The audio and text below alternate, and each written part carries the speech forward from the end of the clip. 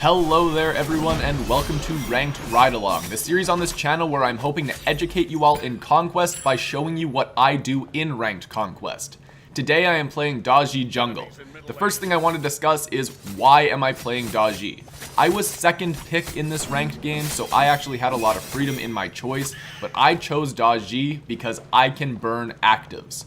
The ability to burn the opponent's beads makes setting up for your team later way easier. Daji has an ultimate that lets you burn beads. So now I want to start talking about the early game for junglers. The very beginning of the game, your jungle route is going to be speed to harpies to blue, and that's going to bring you to level 2. And the fact that it puts you at level 2 is very important, because the mid harpies, which are right next to the mid lane, are very highly contested early.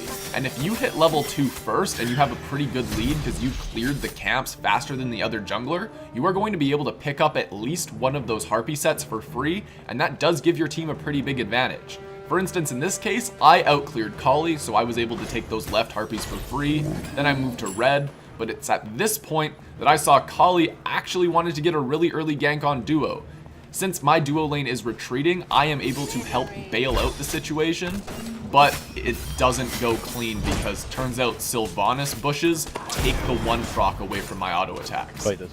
Now, it doesn't end in all shame because I do end up falling, but so does everyone in their duo lane.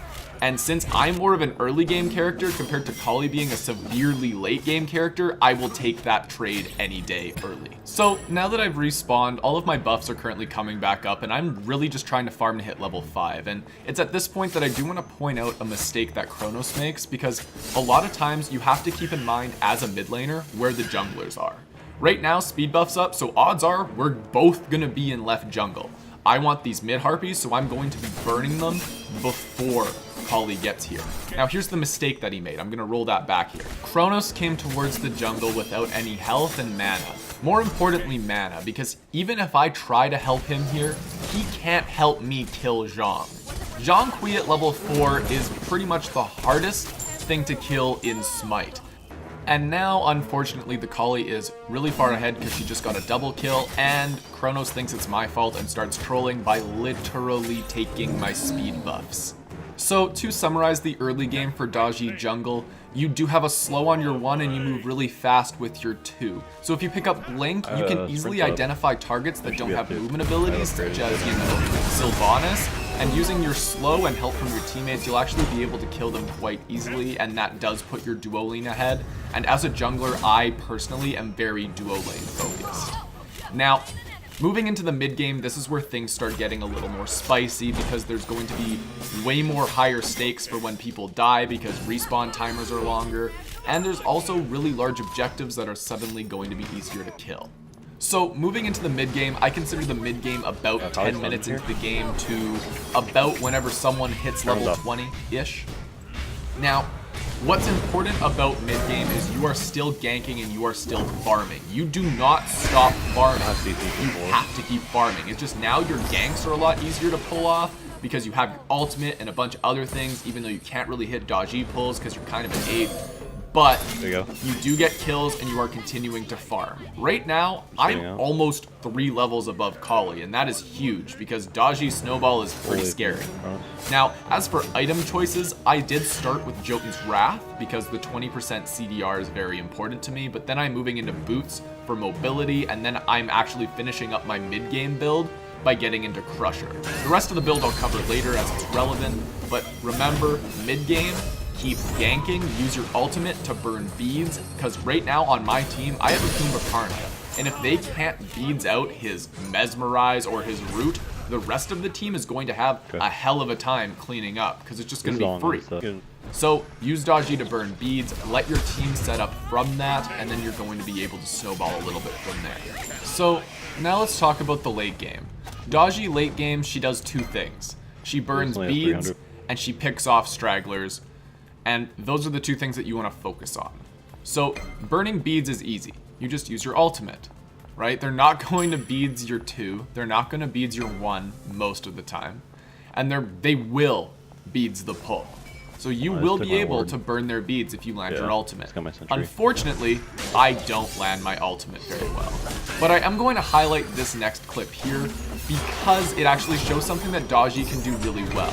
If you suck with Daji ultimates, or if you want to get out of danger, your totem pole ultimate gets you out of danger just long enough that you get the out of combat.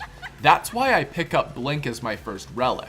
You get your out of combat bonus if you stay in your pole and you just don't move, right? So then when you land, if you immediately blink, you can blink out of danger. It's actually really handy and it can get you out of a pinch, just like I just did.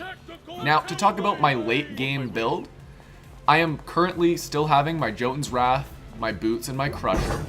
They're still really good items, but moving into those last item slots, I'm building Heartseeker for burst damage because I am getting auto attacks in to apply my passive. I'm building Hydra's Lament because you can auto attack cancel really fast twice. Sure he got a lot. So you 3 in, auto attack, immediately pop your 1 and auto attack. You get a lot of Hydra's procs and it's really handy. That's why Hydra's is a really good item on Daji. She has really clean auto attack cancels. Now, as for the last item, you're not going to see it finish building because we are about to end the game, but I was going to go into Brawler's Beatstick for a bit of base pen and to stop Sylvanas healing, even though Sylvanas has been a complete non-factor this entire game. Now, what is important is how we're finishing the game here. We are prioritizing getting a pick because we know if we were to all in the Titan, Hu Yi is just going to ult on it and we're going to have a really hard time ending. That's why we're chasing kills right now, which is typically not something I recommend. Chasing kills usually isn't great.